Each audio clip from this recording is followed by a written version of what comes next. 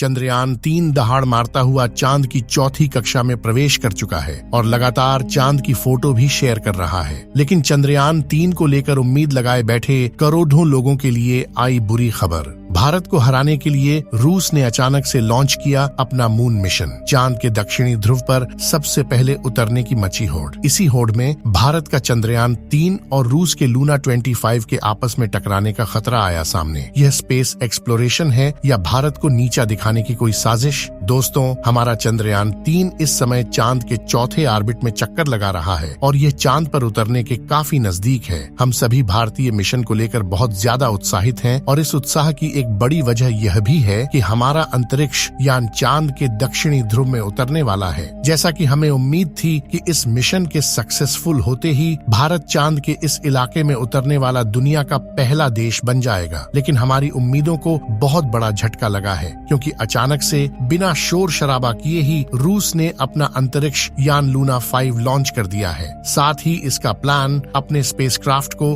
चांद के दक्षिणी ध्रुव में चंद्रयान से पहले उतारने का है, यानी चांद के इस इलाके में सबसे पहले अपना झंडा गाड़ने का जो सपना भारत ने देखा था, उसको एक बहुत बड़ा झटका लगा है। लेकिन सवाल यह उठता है कि हमारा चंद्रयान तो काफी दिनों पहले से अपने सफर पर निकला हुआ है। ऐसे में रूस का यह यान हमसे पहले चांद पर कैसे पहुंच सकता है? क्या एक ही जगह जाने पर 2 मिशन आपस में टकरा जाएंगे? और सबसे बड़ा सवाल ये है कि रूस ने भी इसी समय अचानक से इस मिशन को क्यों लॉन्च किया, जबकि रूस ने चांद पर अपना पिछला मिशन 47 साल पहले भेजा था। क्या यह भारत के खिलाफ कोई साजिश है? इन सभी सवालों के जवाब हम आपको आज इस वीडियो में देने वाले हैं, इसलिए वीडियो को अंत तक जरूर देखिएगा। दोस्तों, जैसा कि हम सबको पता होगा, हमारे चंद्रयान 3 ने 14 जुलाई के दिन चांद पर पानी की खोज करने के इरादे से उड़ान भरी थी और जब से ये मिशन लॉन्च हुआ है, इसरो ने कई कीर्तिमान स्थापित किए हैं। फिलहाल अगर बात करें तो पृथ्वी के ऑर्बिट को कंप्लीट करके और ट्रांस लूनर ऑर्बिट को पार करते हुए हमारा चंद्रयान 3 लूनर ऑर्बिटर में चांद के चक्कर लगा रहा है। इसरो की प्लानिंग के मुताबिक 16 अगस्त को चांद की 5वीं कक्षा पूरी करने के बाद इसकी डी ऑर्बिट स्टार्ट करनी है और उसके बाद हमारा विक्रम लैंडर अपने रोवर और बाकी दूसरे उपकरण लेकर बड़ी ही सावधानी से 23 अगस्त के दिन चांद की सतह पर उतर जाएगा। अब उम्मीद तो सभी को यही थी कि इसकी सॉफ्ट लैंडिंग के साथ ही भारत चांद के दक्षिणी ध्रुव में उतरने वाला पहला देश बन जाएगा और यह एक बहुत बड़े गर्व की बात होती। लेकिन रूस की स्पेस एजेंसी रोसकॉस्मोस ने भारत की उन उम्मीदों पर पानी फेरने वाला काम किया है। जैसा कि हमने बताया, रूस ने न कोई ढोल नगाढ़ा पीटे बल्कि बड़े ही शांति से अपने लूना 25 मिशन को लॉन्च कर दिया है और रोसकॉस्मोस के प्लानिंग के मुताबिक उनका यह स्पेसक्राफ्ट चांद से पहले चांद के दक्षिणी ध्रुव पर उतर जाएगा। अब यह सब कैसे पॉसिबल होगा और क्या रूस ने सिर्फ भारत को पीछे करने के लिए मिशन लॉन्च किया है? यह जानने से पहले चलिए रूस के इस मिशन के बारे में थोड़ा समझ लेते हैं। दोस्तों, आपको जानकर हैरानी होगी कि रूस ने अपना लास्ट लूना मिशन यानी लूना 24 आज से करीब 47 साल पहले 1976 में लॉन्च किया था। इस मिशन का मकसद चांद की मिट्टी और चट्टानों के सैंपल वापस पृथ्वी पर लाना था। इसके लिए लूना 24 के लैंडर ने चांद पर 18 दिन बिताए और सारे सैंपल कलेक्ट करने के बाद 6 सितंबर 1976 को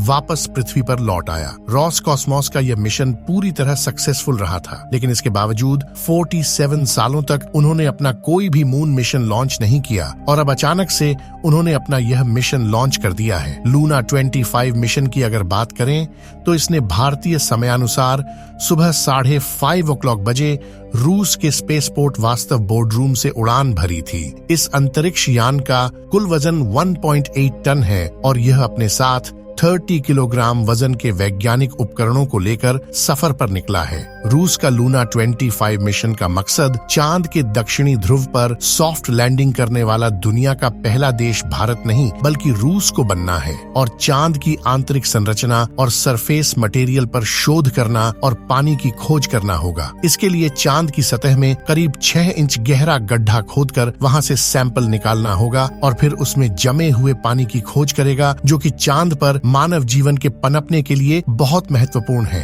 अपने इन सभी कामों को अंजाम देने के लिए लूनर 25 का लैंडर चांद पर करीब 1 साल तक रहेगा और एक्सपेरिमेंट करेगा, जबकि हमारे चंद्रयान 3 का मिशन सिर्फ 2 हफ्ते का होगा। अब बहुत से लोग के मन में यह सवाल भी उठ रहा होगा कि रूस का यह अंतरिक्ष यान हमारे चंद्रयान के लिए कोई बाधा तो नहीं बनेगा, क्योंकि दोनों मिशन तकरीबन एक ही समय पर चांद के एक ही इलाके पर होने उतरने जा रहे हैं। इस पर रूस की स्पेस एजेंसी की तरफ से यह कहकर आश्वासन दिया गया है कि दोनों मिशन एक दूसरे के रास्ते में बिल्कुल नहीं आएंगे, क्योंकि चांद का दक्षिणी ध्रुव बहुत बड़ा है और उस पर सारी स्पेस एजेंसियां एक साथ एक ही समय पर अपने मिशन भेज सकती हैं। इसके अलावा रूस की स्पेस एजेंसी रोसकॉस्मोस की तरफ से यह भी बताया गया है कि उनका यह यान 5 दिन के अंदर चांद के ऑन ऑर्बिट में पहुंच जाएगा, यानी 16 अगस्त को लूना 25 चांद पर पहुंच चुका होगा और इसके बाद 4 से 5 दिन चांद के ऑन ऑर्बिट में रहने के बाद यह चांद की सतह पर सफलतापूर्व लैंड कर जाएगा। इसका सीधा मतलब यह है कि अगर सब कुछ सही रहा तो लूना 25 हमारे चंद्रयान से करीब 1 या 1.5 दिन पहले चांद की सतह पर उतर चुका होगा। ऐसा करते ही चांद के दक्षिणी ध्रुव में पहुंचने वाले देश में रूस का नाम सबसे ऊपर आ जाएगा। लेकिन सवाल यह उठता है कि चंद्रयान 3 से इतने दिनों बाद लॉन्च होकर भी